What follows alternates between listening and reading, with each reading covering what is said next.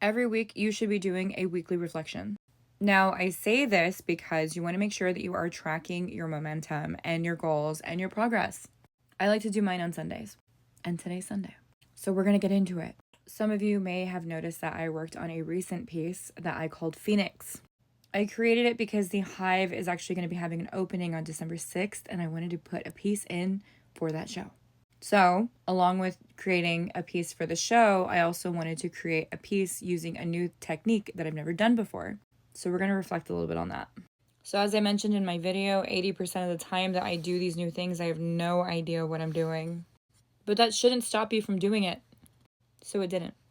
And I learned something about the process. In fact, when I added the matte finish before I started adding the red paint, I realized as I was maneuvering the paint with the medium that the matte was actually affecting the finish of the glossy red paint. So once everything dried, it actually kind of got matte, and that's not what I wanted.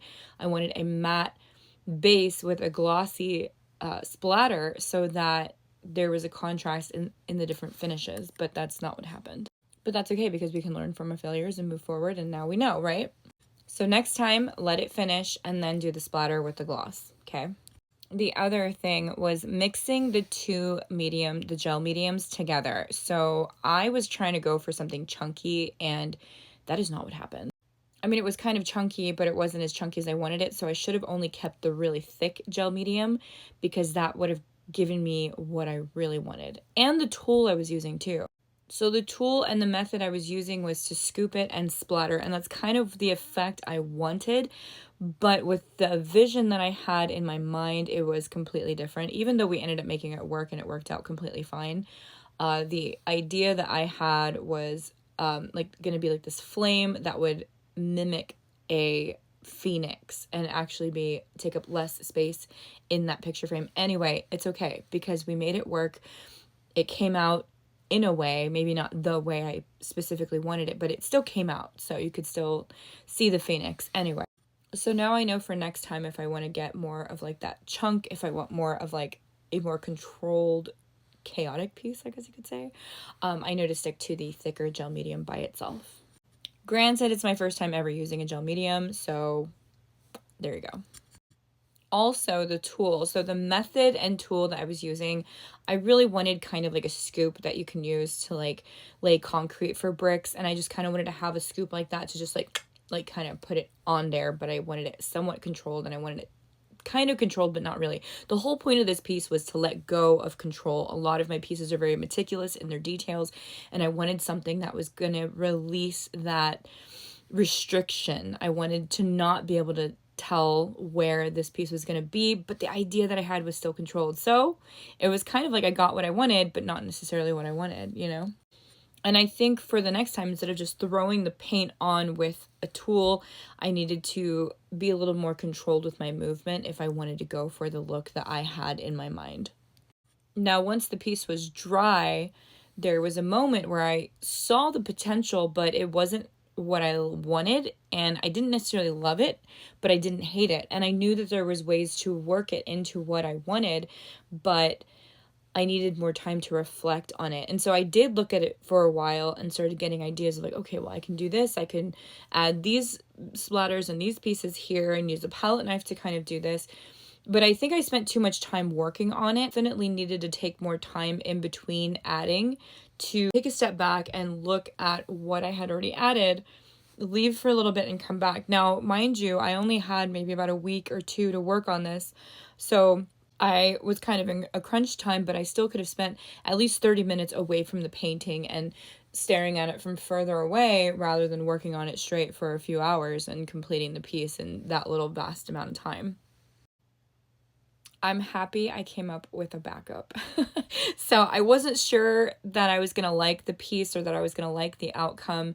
And while I was letting it sit on a chair in the sun to dry, I actually found more appreciation for it. But in the meantime, the night before that process, I actually had created a second piece as a backup, and I created it quickly, and I was able to pull from my inspirations folder to kind of collab a couple pieces and colors that I liked and kind of make it my own, which was really great. And I'm really happy I did that, and I'm now I have two pieces, two pieces that I love and appreciate, and I'm happy that I was able to present those. So that's part of my reflection that I'm very proud of, and like, good job. Good job. The other thing was the piece that I did for the Phoenix was actually on a thrifted picture frame that was previously painted. So I kind of painted over the whole thing. I got it actually from a yard sale for a couple bucks. So I think I had so many ideas for that specific frame that it was kind of funny that I didn't have another one, because it's one of a kind. It's something that it was a find, it wasn't like I have another one. So now it's like, okay, well, now I have this idea with this like picture frame, and I still want to execute the other idea that I had for it initially. So I think I just have to create another piece that looks like it, or another structure that looks like it, so that I can continue with the original vision I had. Not necessarily for the Phoenix, but the idea I had before I even came up with the idea of using a gel medium in the Phoenix. I had on my list of things to talk about in my reflection, to talk about the idea, but I just want to show you guys. So I don't really want to get too deep in there, but it does involve fabric. So I'll leave you guys with that one as far as the ideas, but I just have this idea to like bring something from the past up, a past piece of work that I did, but like execute it in a different style. So I'm kind of excited about it, and I think I just need to recreate this frame so that I can execute this idea that I had before I came up with the Phoenix. And last but not least, control. So this chapter of my journey I'm calling Evolve, right? And part of this evolution is this idea of letting go of control. In the past, I have been a perfectionist big time, and it's kind of hindered a lot of my life and kind of delayed a lot of things in my life. But I'm learning to let go of that control, accept what is, but then also work with the limitations. So not allowing the limitations to control me, and also not trying to control the situation. And I'm not necessarily a control freak on others, because I could, like, no lie, I can definitely, like, care less what other people are doing. But it's more of a control of my own settings.